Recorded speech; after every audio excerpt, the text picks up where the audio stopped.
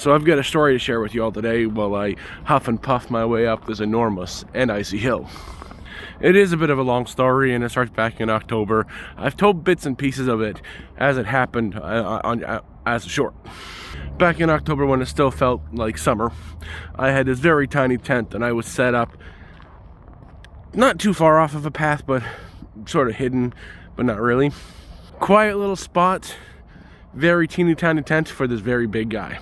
And this is back before I had any street smarts at all. Not saying that I have any now, but I have more than I used to. So I set up, made a spot, and I stayed there for a few days. That was my first mistake. Never stay in the same place for too long in the good weather. If it's the bad weather and you can set up long term, do so. It was fairly early in the morning, so I had just woken up, was getting ready to get up and get out, make some breakfast and get on the move. I was in my tiny tent. Well, I start hearing footsteps approach, and I'm dead quiet because that's scary. Now I'm starting to hear footprints going around my tent, and I can hear, movement of the overhang.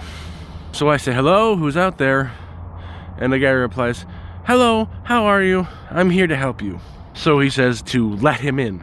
Now this tent is a very tiny tent. It wouldn't even be a one-person tent, it's that small. And having someone you don't know telling you to let them in freaks you right out. I was lucky there were the overhang zipped up, then you have the other zippers too inside the tent.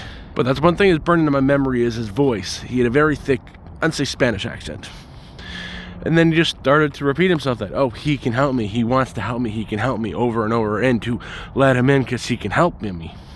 Now I'm locked dead in my tent. I can't really see out because the overhang is thick and waterproof and you can't see out that.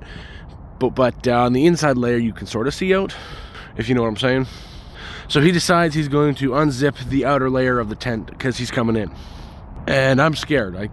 I'm a big guy and everything, but I'm allowed to be scared. So he's got the outer layer zipped open in my tent, and he's saying he wants to help me and he's going to unzip the other layer. I grab the two zippers and I'm holding them shut and he's trying to open it. And I can now sort of see him because he's got the outer layer open. You can sort of see out of the inner layer a little bit. And I can see in his right hand, because he's trying to unzip the thing with his left, the glint of metal, and it looked like a knife. I can't say yes, it was a knife, but it was a knife. Now, I don't know what he was doing, if he was trying to scare me off, or if he did mean to do me harm, or if he was just, an asshole looking for someone to victimize. But I just start saying, "No, you're not coming in, go away. No, go away. No, go away." And I'm in a bit of a panic.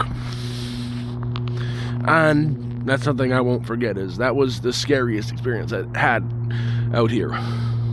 He realizes he's not going to get in that way, so he stops pulling on the zippers, and I guess he starts tugging at the top of the tent. And he's like, "Hey, I want to come in. I want to help you." So you know what I said is, "Fine. You know what? How about I come out?" And I start unzipping the thing, and he just gone. I guess the second I said that, he realized he made a mistake. Because I am a big SOB, but I came out of the tent, and I looked around for the guy, and he's gone, so he had to have ran the second I opened the tent. Now, I don't want to say it's because I'm a tough guy, because I really am not. But yeah, he was gone. So I figured, okay, that's the end of it. It scared the hell out of me. But I packed up all my stuff really quickly, stuffed everything in my bag, and I was out of there. I left the woods for that whole night, and I ended up walking around for 24 hours. I had a friend who was I met when I was down there, like my second week. Her name is Susan. She's a really great person. She's in Niagara Falls now, working at one of the shitty motels, cleaning it. She's in her late 60s. Really, again, fantastic person. I have her number, so I text her when I was out, and I told her what happened, and I just warned her, stay out. The next day, I get a text from her to ask if I can come help her because someone slashed her camp to bits. Like, they destroyed everything, right down to her sleeping bags and her clothing. Cut them with a knife really bad. And it was after that, I completely left the area because she asked if I wanted to hitchhike down to Niagara Falls with her. And I said, yeah, sure, why not? I spent a couple weeks there trying to find work. Nothing worked, so I came back to Toronto. And then I stayed here for a few weeks. Then I went back to the falls and met up with her. And I stayed there for about a month. Now I'm back in Toronto. I've been back in Toronto since a few days before Christmas, and I haven't once settled down in one spot. I just always keep moving. So the winter storm was coming last week, and I knew I had to set down permanently. Not permanently, but get something set up so I could, survive -15 weather. And I did that in a few places. A lot of trial and error, a lot of floods, a lot of wet clothes, a lot of cold. And after a lot of trial and error, I got what I have now set up. Now, I was in my shelter when it happened again. This time not by someone, trying to help. I heard some banging on my little shelter. I said, "Who's there?" And all I got was, "It's the police, get out here right now." And I'm like, oh fuck, there goes my camp, I'm gone. I'm gonna have nothing now. I opened up and I went outside, and the guy is trying to grill me why I'm here, what I'm doing here. But something, clicks in my head is that voice. I never got to look at the guy's face before, but that voice is burned into my head. And I don't know, I guess I'm getting tougher for being out here because something switched. And he was trying to grill me, and it switched to be me grilling him. And I just asked him, "Who are you? I want to see your badge if you're a cop. Who the fuck do you think you are?" And I'm starting to lay into him because he doesn't got a badge. He's not a cop. And that's when I said, "I know who you are. It was you a couple months ago who had the knife outside my effing tent. You're the dirty bastard, blah, blah, blah." I wasn't nice.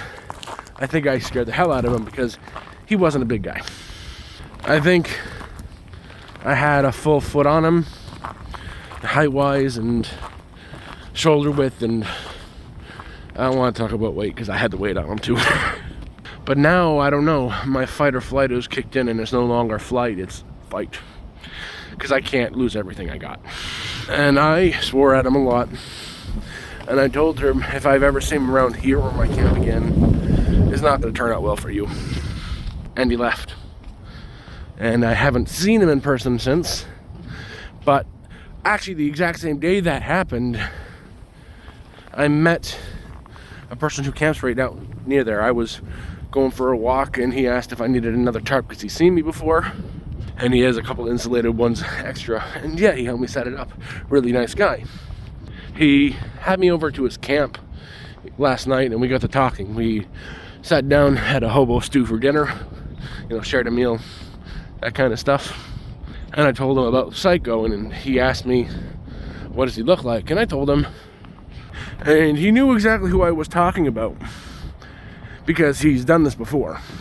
He does this a lot during the summer because the area is a bit of a hot spot in the summer. So he is homed, to the best of my buddy's knowledge. He lives just up the hill in one of the really kind of shitty government house places. What he has done in the past and is doing now is come up and try to scare a person like me off to leave all their stuff and get out of there so he can go through it to find anything of value that he can sell because he's a crackhead. Legit, that's what he is. And yeah, that is the full story of the knife-wielding maniac. Thank you for watching this video. If you want to like and subscribe, that'd be cool. I got some video of pictures to take.